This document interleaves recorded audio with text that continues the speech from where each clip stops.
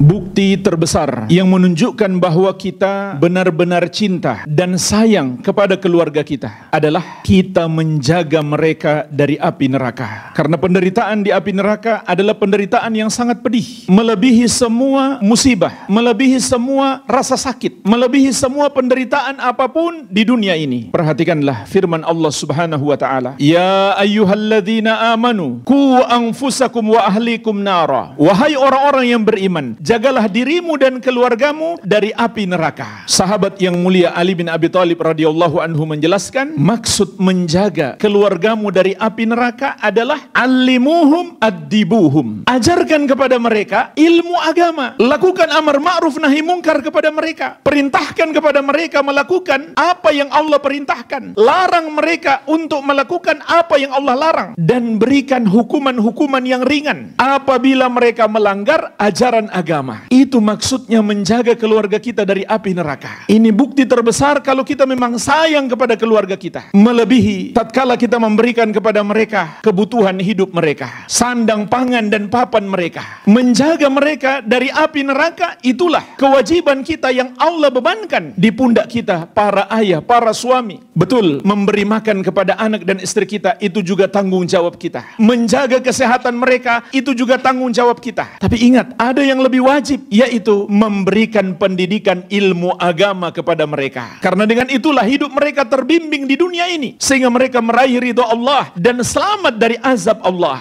Seorang ayah yang tidak memberikan pendidikan agama kepada anaknya, seorang suami yang tidak memberikan pendidikan ilmu agama kepada istrinya, maka dia bukan orang yang sayang kepada keluarganya. Bahkan dia adalah termasuk orang yang paling jahat kepada keluarganya, karena dia membiarkan mereka masuk neraka. Oleh karenanya jemaah sekalian, kita sendiri harus tahu ilmunya. Artinya kita harus belajar gimana caranya kita mendidik anak kita kalau kita sendiri nggak tahu ilmunya. Gimana caranya kita menasehati istri kita kalau kita nggak tahu apa yang mau kita sampaikan. Maka kita sendiri harus belajar. Dan ilmu yang paling kita butuhkan untuk pendidikan keluarga kita, ilmu tauhid, ilmu tentang iman kepada Allah Subhanahu wa taala. Ajarkan kepada anak dan istri kita bahwa hanya Allah, dialah Rabb kita yang mencipta, menguasai, dan mengatur seluruh makhluk. Maka hanya Dia yang berhak disembah. Semua yang dituhankan atau disembah selain Allah Subhanahu wa taala itu salah. Oleh karenanya seluruh nabi dan rasul diutus untuk misi ini. Walaqad ba'atsna fi kulli ummatin rasulan an ibudullaha wajtanibut taghut. Dan sungguh kami telah mengutus pada setiap umat itu seorang rasul. Setiap rasul mengajari kaumnya, sembahlah Allah dan jauhilah taghut. Tauhid itu bukan sekedar menyembah Allah,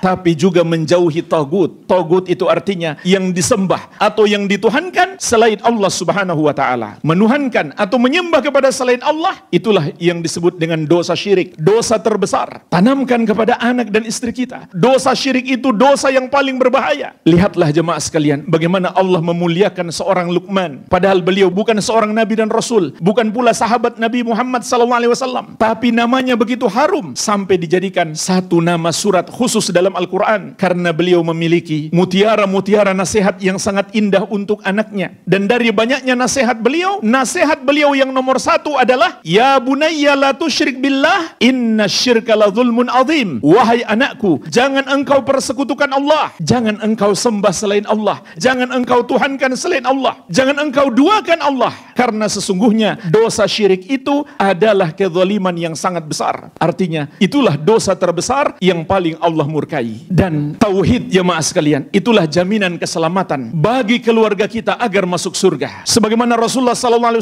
bersabda, man mata la yusyriku billahi syai'an dakhalal jannah. Barang siapa mati menghadap Allah tanpa mempersekutukannya dengan sesuatu apapun, maka dia pasti masuk surga. Wa man mata yusyriku bihi syai'an dakhalan nar. Dan barang siapa mati menghadap Allah dalam keadaan membawa dosa syirik, dosa menuhankan atau menyembah kepada selain Allah, maka dia pasti masuk neraka.